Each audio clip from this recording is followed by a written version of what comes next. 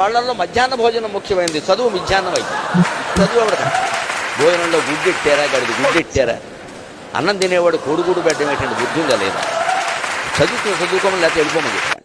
కొడుకుడు కోసం వస్తావు నువ్వు, ఈ గుడ్లు లెక్క రాయాలి మాస్టర్లు వాళ్ళ కర్మకాయలతో.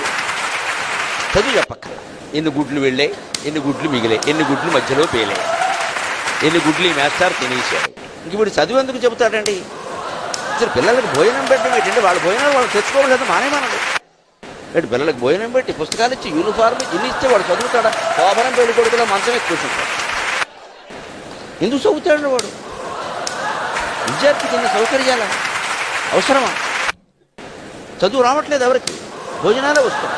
పైగా అందులో బల్లి పడింది, పిల్లి పడింది, పడదా?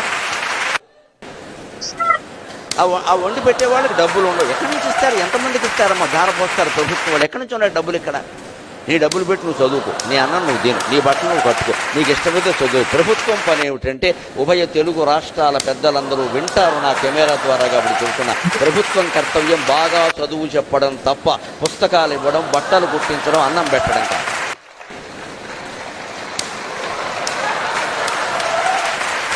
మేము ఖచ్చితంగా చదువు చెప్పిస్తాం, నీ జీవితానికి బాధ్యత వహిస్తాం. నీకు నమ్మకం ఉంటే రా, లేకపోతే వెళ్ళిపో. ఈ మాట అనే దమ్ము లేదు ఎవరికి. ఎందుకంటే అందరికీ మళ్ళీ ఎన్నికలు రావాలి, మళ్ళీ మనవు రావాలి, మళ్ళీ మనవు రావాలనే దరిద్రం వదిలిపోతే ఇవన్నీ ఉంటాయి. మళ్ళీ నువ్వే ఎందుకు రావాలి, ఇంకొకటి వస్తాడు, నీకు అనవసరం.